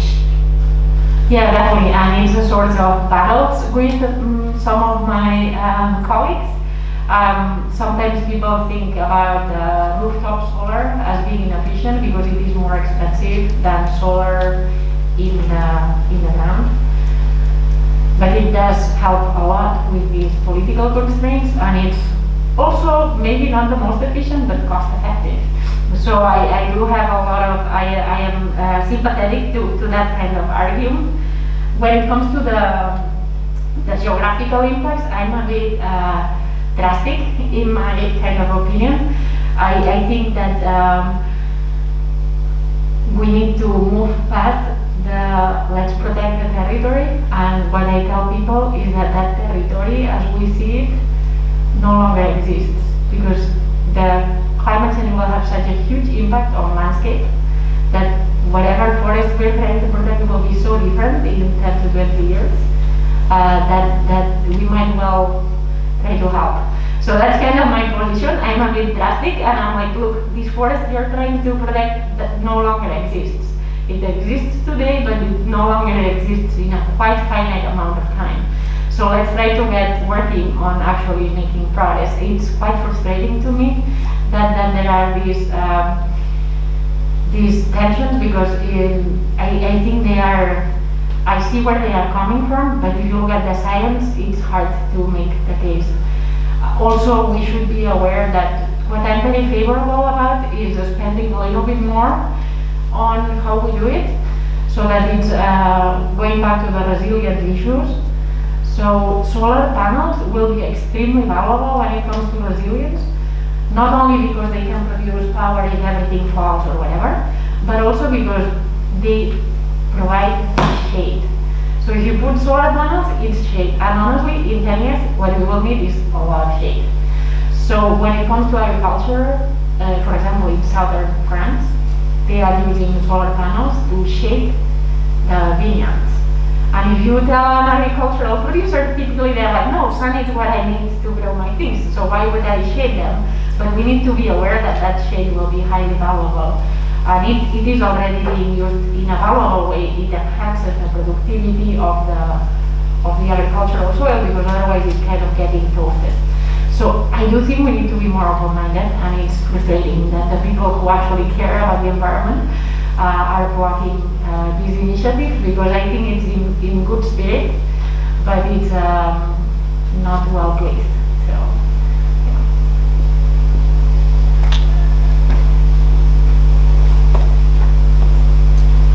And my comment will be in the same direction, no? What is your view in relation to the recent legislation on renewable energies here in Catalonia, no? Because it is, I mean, we pretend to be very ambitious, but in the meanwhile we put very apparently limited legislation with few capacities, no? And if I can add to your reflection about this, about the regions, no? I think everyone claimed, no, that it is important that you put the solar plates where there is more sun, and that you put the windmills, if you need them, where is more wind. And it will be nonsense thinking that you can put it everywhere. And to that extent also, it's that it has to be close where it has to be used, in the way that we will not have all this transport of energy crossing the full country, no? So I think socialization in that term, the ideas you have of that would be also nice to hear. yeah, no, it is so frustrating. There is no self-esteem here because they keep changing, but nothing happens. So okay, now we went too far, now we went too not far, but nothing gets built. So the new piece, I think it's time to find a compromise, but it's unclear that it will really allow for the speed that we need, basically. So, although I understand you just don't want to bulldozer the whole thing, you know, you want to put some sanity checks, but it should be more agile. And I think Catalonia in particular is an outlier when it comes to the agility in which these projects can happen. Like, people have been waiting for I don't know how many years to get a tiny installation approved. So it is frustrating. I think for rooftop solar, it's a no-brainer to get things covered as much as we can, but it's still not the most efficient. Luckily in Catalonia, I think sun is good everywhere compared to, let's say, Illinois, Chicago. So, but wind is very different. Wind is not good everywhere, and you really have some places that are better than others. And I don't know, I am too biased given my interests and my selection into this field. I find windmills and solar panels pretty and beautiful, and I welcome them everywhere. And I would love to see the coast, the Costa Brava, covered in offshore windmills. I know I'm not representative, but I kind of try to get people on board in thinking that they are prettier than they seem, and they are definitely more pretty than, let's say, this might be controversial here, but it's prettier than a nuclear power plant or prettier than a coal power plant. So, you know, pick your battles kind of situation, but that doesn't resonate with everyone, unfortunately. Yeah, so.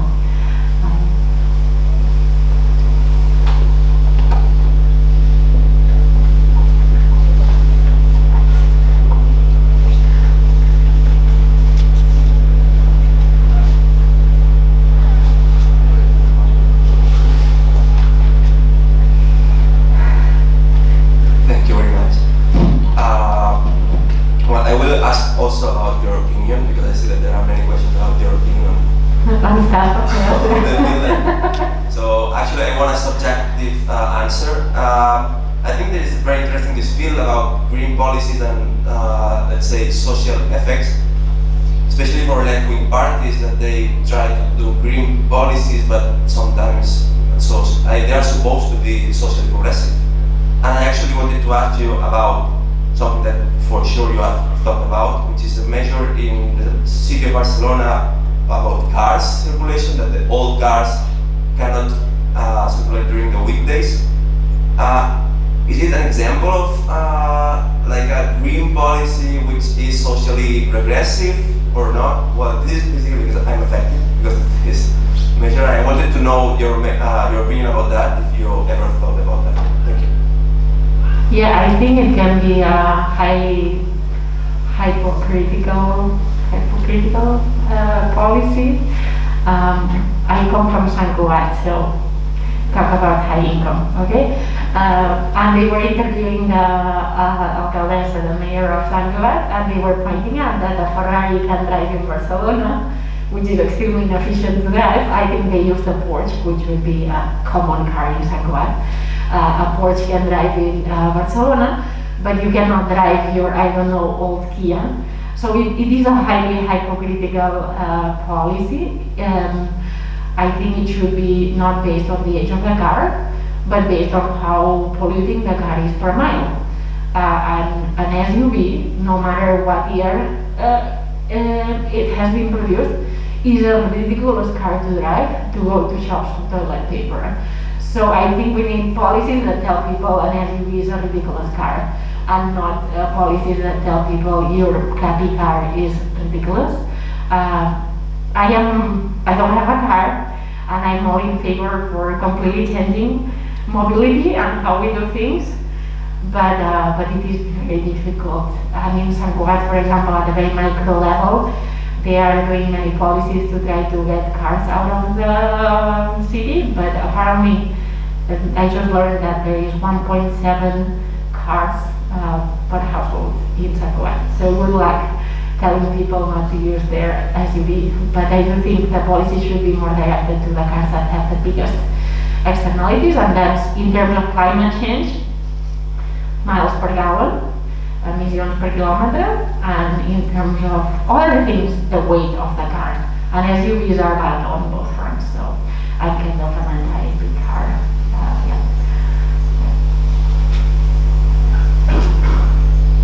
Hi.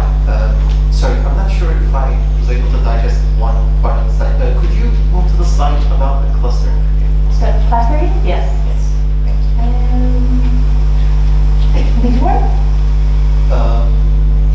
Perhaps. Or the previous one with the different. Oh, yeah, perhaps. Yeah. So you mentioned some level of, I think, arbitrarity when it comes to determining the groups of people. So when it comes to clustering, if it turns out usually well, the groups tend to be pretty clearly defined. And it only becomes like a question of qualitatively understanding what those clusters necessarily come down to.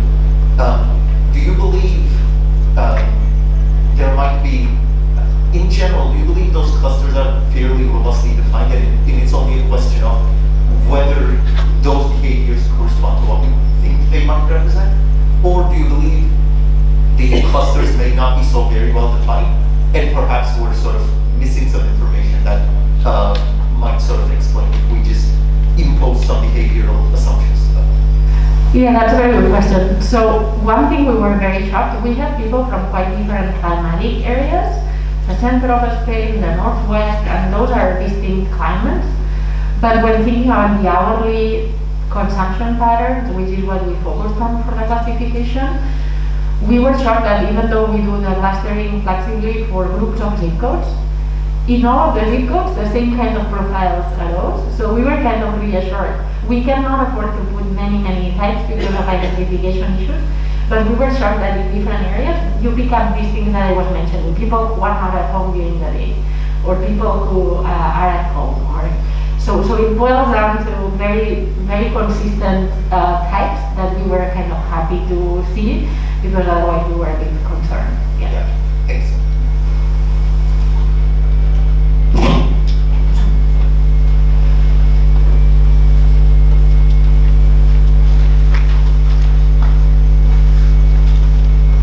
When we look at the general debate about energy transition, we have the perception that everybody cares about spatial inequalities in the sense that geographies of production about renewables are different than the geographies of consumption. Okay, so there is a clear spatial mismatch. But nobody cares, or at least I haven't seen this kind of debate about inequalities in terms of income, as you were highlighting in your presentation. So what about this energy transition may have shown very different effects on different profile of consumers. So what about people left behind? So because it seems that, okay, that's perfect, we have to go into that direction, but is everybody prepared to move into this direction? Or we are going to more inequalities by following this path? So maybe I can give you a half-full version of this. So the energy transition will be extremely unequal. That's the half-empty, I guess, if we don't do anything about it. It can also be an opportunity. In some ways, the people most prepared for the energy, or the people who are most prepared for the energy transition are the people who are already consuming much less and who are already thinking of transportation in a less intensive way. And that's people who use public transport, and that's people who have low income. So if we funnel resources into public transportation, because we need to tell people not to use your car, in some ways it can be, in that sense, it can be a more level playing field, because actually we should embrace the way low-income people consume, which is by being much less carbon intensive when it comes to transport, as I was saying. So if high-income people are forced to transport themselves with a bus and a train, and then take another train, and then maybe walk a mile, I think that kind of a bus and take a train and another train and maybe get home 3 hours later will become an hour and a half trip. So I do think there can be that kind of feedback loop and making improvements on the low income, but at face value, without any active policies, it will be extremely unequal. And even more combined with extreme events. So if it's extremely hot, the low income might not even be able to afford being comfortable, whereas the high income, it will kind of be a hit on their bills and whatever, but they will at least be able to afford it. So I do think we need to worry a lot about it. There are some feedback ways in which it might help the low income, but in general, I think we should be very worried about it. And that's kind of what I'm doing with my project. I'm trying to think about what are ways of designing policies that will be a bit more of a level playing field. And the place where there's a lot of room for improvement is rooftop solar. How can we get the low income to be able to participate in rooftop even if they don't have a roof? Not a literal roof, but not a roof that they own. Or if they have a roof that they own, it will be maybe 2 square meters because it's shared with many families in a building. So how can we get these communities to hedge themselves and expand into renewables without being left behind, basically? And that's kind of community solar. And the problem is, again, the legal issues. They make it legally very difficult to get a community solar project. The community solar project has to be at most 500 meters away from your house. If you live in, I don't know, Ciudad Maria, I don't know what 500 meters is another building. You know, it's not that you have a lot of opportunity for those huge buildings to get community solar. And community solar is much more economically attractive than if you just put the solar in a farm a bit further away than 500 meters. So in some ways it can be, as designed, it's extremely unequal as designed. And we need to work on changing that design so that it's different. And it's definitely a source of problems. Definitely what we saw with the yellow vests in France was about taxing diesel. But in California, the solar panel thing is finally, the shit is finally hitting the fan, and it's blowing up because solar is heavily subsidized, which is not a bad thing when it comes to climate, but the subsidies are such that only the high income can participate in them. And it's similar here with this rule that only 500 meters you can build with solar.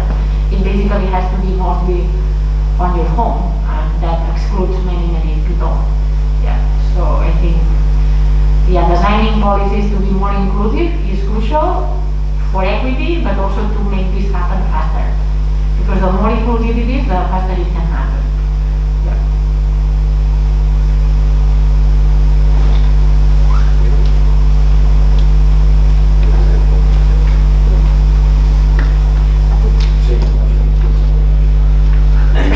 Thank you, and congratulations for your excellent presentation. Okay.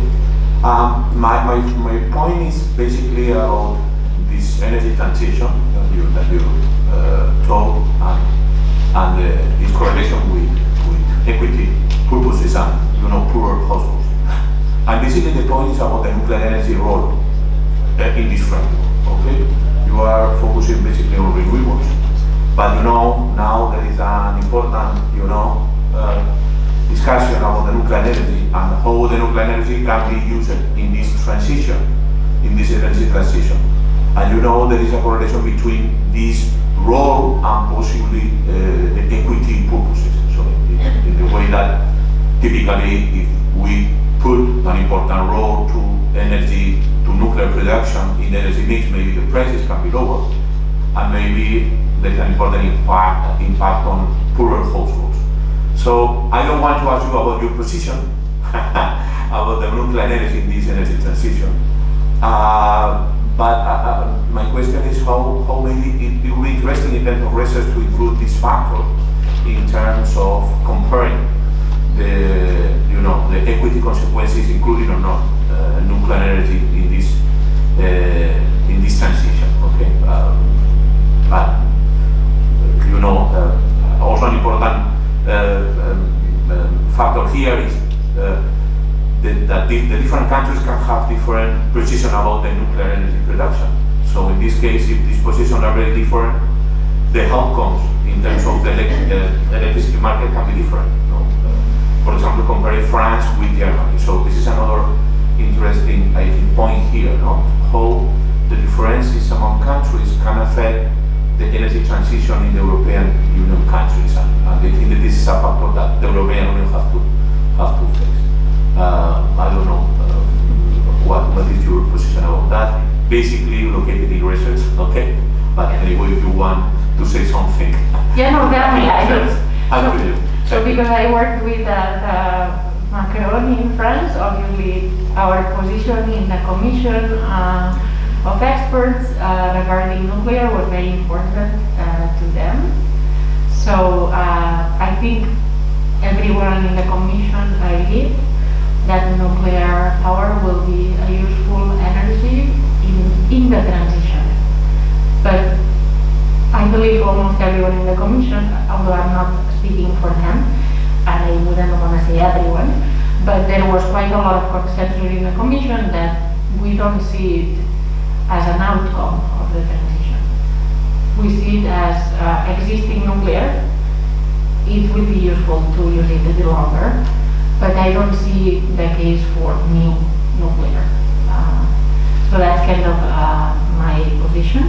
And the reason is that nuclear is not cheap. It's not cheap even if you extract away from the fact that it's a hot potato down the road. But even abstracting away from the issue of nuclear waste, it is not as cheap as they make it sound, even from a purely economic point of view. Nuclear energy also will not help us during extreme events. So what's happening now is that, as you know, Canada had some extreme temperatures, very extreme for Canada, and the north of America last summer. Nuclear reactors cannot function when it's so hot because they need to cool. So we might be putting all our eggs in a basket that cannot be used when we need it the most.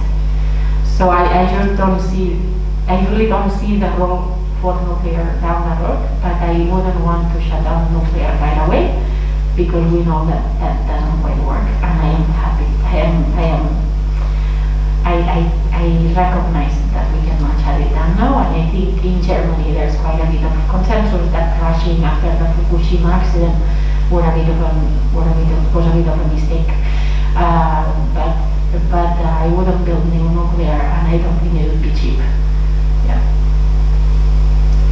They make it sound like, I don't know if you have looked, Don't Look Up, kind of, Don't Look Up the movie, Universitat Rovira. I do see nuclear as the droids that were supposed to break that asteroid down. So yes, lots of promise, 10, 15 years down the road, good luck with that. I would rather do something now. Yeah. Well, just kind of wrapping up some of your comments and picking up again this direction. Yeah. Yeah. Oh, sorry. So, kind of picking up again this discussion between what I say a more kind of a decentralized versus centralized system of production, which you haven't not touched in your. You assume that there is energy, and actually you take into account the distributional effects and equity that they have a more centralized versus decentralized production system, which I think is at the base of this discussion. I mean, it can be very progressive, help people with poor households, as you have mentioned already, produce their own energy, and in fact, maybe it's not necessarily what you just mentioned before, pick your poison. I mean, this forest is going to go away anyway, so it can either be because there are all these windmills or whatever, or because the climate change will just destroy it. Maybe this decentralized approach that most environmental movements are trying to back up and criticize the effect of these big farms producing all these huge projects in the Costa Brava on the windmills and so on. Maybe it's just trying to find the balance between these, I guess you need to have some points of big production of energy because you need to kind of close the system. You have some buffer in terms of the peaks and lows in consumption, but at the same time, I think it's a very important argument to go for the centralized system in terms of what you are interested in. Yeah, it also provides resilience. It provides resilience to be able to produce locally, because if everything fails, you might be able to generate more locally. So I think we need both, basically. We're discussing, should we do this, should we do that? And we spend years discussing, should we do this, and it's more like, okay, let's sit down and let's do everything, okay? Let's do everything we can. That's kind of my view. When it comes to local solutions, yes, but of course, and I'm working actively to try to make some of them happen. I think there is this misperception that local means locally everything. And that cannot work, because doing something locally artisanal takes forever. So there are, for example, some schools that are doing very interesting projects of putting panels and connecting the panels not only to the school, but also to the houses next to the school, so that they are a bit of a less than 500 meters, so that they are within the law. But basically they try to do this, and it's kind of a very artisanal project where the people at that school, the people at that city hall, they got motivated, they managed to find out what's the innovative way in which we can make this happen. This is beautiful, but what we need is for the central government, from the top, to make these local things extremely easy. So that if I'm a school in, I don't know, in Reus, I go like, oh, me too. And it takes one signature, and maybe three kind of, but now the process is so complicated that if everything has to happen locally because everyone agrees and because they read I don't know how many bylaws and they figured out how to make it happen, it will take forever. So we need some top down so that the bottom happens, basically. That's kind of my view, and I was talking actually to the government recently, kind of telling them, look, you have to simplify the framework, because locally many things want to happen. They just don't have the right framework, or if it's the right framework, it's way too complicated to understand it. So I think, I agree, yeah, I agree completely.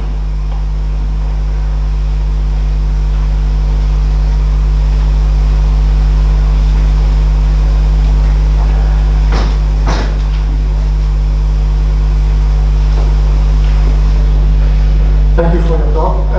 I have a question regarding the last paper. So, what is your final assessment of the exchange of the pricing system in Spain? So, if I got it right, that the idea of marginal pricing was that people start saving on energy, and the data seems to indicate that this has not worked quite well, either because people do not have the information, or they cannot diversify consumption over the day. So then, on the other part, on the cost, it poses a lot of uncertainty on the consumption prices for many households, which seems to have hurt, especially the poor households. So, and then there's another aspect, of course, which is confidentiality of the data. So you give a lot of information on what you are doing at home, which is often good for researchers, right? But then on the other hand, it makes households very transparent. And the question is, should this really happen, right? So, I don't know if other countries would allow to give this data to the in all countries, northern European countries, I think it would not be possible to actually impose this kind of system. So, what is your final assessment of this change? Is it a good change or is it a bad change? That's a good question. I'm not sure I have a final assessment. It's true that during this period households did not respond, and that this level of frequency is too high frequency for people to respond. So in a previous paper, we estimated the elasticity of households, and I just wanted to show you that it was basically zero. No one responded. So that's what we found in that paper. I don't have here the conclusions from that paper. So what we also found in that paper is that people do respond more to more predictable price changes. So this is what we changed recently, and people started talking when to put your washing machine. Should you put your washing machine at midnight? There were some jokes about signaling to your date that you are rich by casually mentioning that you put your washing machine at 8 p.m. So there were many jokes on when you should put your washing machine surrounding that change. To be fair, the big price differences from that policy change have become surpassed by the huge increase in natural gas prices. And people are definitely responding to these huge natural gas prices. What we found here is that they do not respond to this very high frequency, which is exactly what the smart meters allow. I think a smart meter will be very useful, but not as much, at least from direct interaction from the household. But the smart meters can talk to thermostats, the smart meters can talk to solar panels, the smart meters can talk to batteries, the smart meters can talk to cars. So I think it will be more on the technological front, because at this very high level of high frequency, most people cannot respond. We have some early work assessing the change of tariff that happened in June, and we do see big changes when the changes are very big and people know in advance. But this kind of high frequency is true that there is more risk of people having huge price without knowing it than actually getting them to engage. This is something we look in this paper I was presenting that I didn't have time to talk about. But this is our concern about the correlation of income and elasticity. When it comes to very high frequency elasticity, it will be the high income that will respond with their batteries, with their electric cars, and the low income will face the volatility. So I do think in that sense it's not that useful. And at the hourly frequency, this high frequency can be regressive. Yes. Yeah. When it comes to confidentiality, it is true, it is highly confidential data. I am also worried about obfuscation by companies based on my own experience. I had a company that manipulated my smart meter data to charge me a different bill, and it was very obvious, so I'm not kind of accusing without evidence. To rationalize my huge bill, they modified my smart meter data. So this smart meter data, in theory, is ours, but someone has that data from us. So I think there are some concerns that honestly I used to make fun of. I used to be very sarcastic about these things until it happened to me, and then I thought, okay, maybe I should listen more to people who are concerned about obfuscation and kind of lack of transparency when it comes to fancier forms of pricing that are harder to check. And again, I used to make fun of these concerns, I used to dismiss them, but based on my experience, it has become a bigger concern that obfuscation in pricing and obfuscation in billing is extremely easy. Yeah. Even though it should be the opposite, that smart meter makes it trivial to charge people for the electricity, but if you start, playing around with it, then it can be dangerous. Yes. Yes, I think it's time for coffee, but I have just one last question. Yesterday we knew that the European Commission has defined the nuclear energy and the gas energy as a renewable. To me, this was quite disappointing. Maybe it's a way of accepting that the objectives of the Green Deal were too ambitious, or I don't know if you can give some impressions or some opinion about that. Well, it's obviously unscientific and disgraceful. It makes no absolute sense, and it will be expensive because we don't have natural gas. So yes, natural gas, we can call it green, but we still don't have it. We are subject to all these geopolitical pressures, and instead of doubling down on the transition and saying, look, natural gas is not even cheap, and on top of that is a huge source of climate change emissions, they kind of back down. I just honestly don't see the long game here, and I'm shocked, disappointed. I don't know, I could keep going. Yeah, I share your frustration, and I think we should all be very, very frustrated. Nuclear, you could even make an argument when it comes to climate, but it's extremely disappointing. Yeah, yes it is. Yeah. Okay. Yes, one last question. Hi. So you talked at the very beginning about how the distributional effect can slow down or fasten the uptake of the transition for green and the energy transition. So since from your paper you're basically saying that if we go from month to hour real-time pricing, that's a progressive policy, right? So should we go for that in a sense of fastering the energy transition, or should we not? So this is the first question, and on the comment for the Commission, basically the draft of the proposal to go to the Council. There is also the JRC, the Joint Research Center, where they a few months ago, they made a policy statement, positive statement in favoring of defining the nuclear energy as green, and the JRC is a research center. So. No, as I said, with nuclear you at least can claim that it doesn't have climate emissions, so at least you can make an argument. But with natural gas it's literally unscientific, so yeah. And I think your other question was on pushing real-time pricing. So pushing real-time pricing, it doesn't necessarily speed up the transition. It really depends on the electricity market design. Because if households are seeing and it interacts with net metering, these are kind of details in how these policies are designed. But in many countries, if you produce solar, you save your retail electricity price. So what's happening in California is that the wholesale price is zero during the day because there is so much solar. Sometimes it's even negative.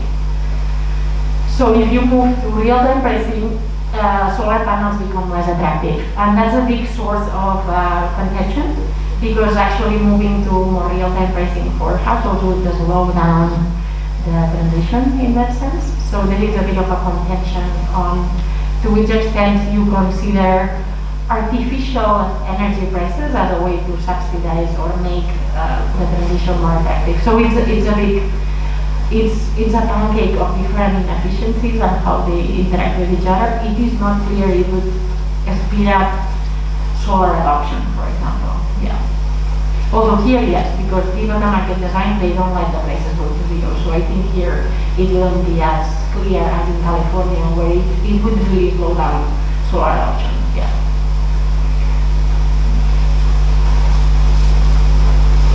Okay, I think we can finish now. A very short comment that I forgot to tell you before, that in addition to the 17 papers that are going to be presented during the workshop, we have 6 posters of our PhD students. They will be there during the coffee break, and approach them and they may explain you their research. So. Okay, so now we finish. We have a coffee break. I think it's in downstairs. And we start with the session 1 at 12 o'clock, maybe 12 past 5, because we have a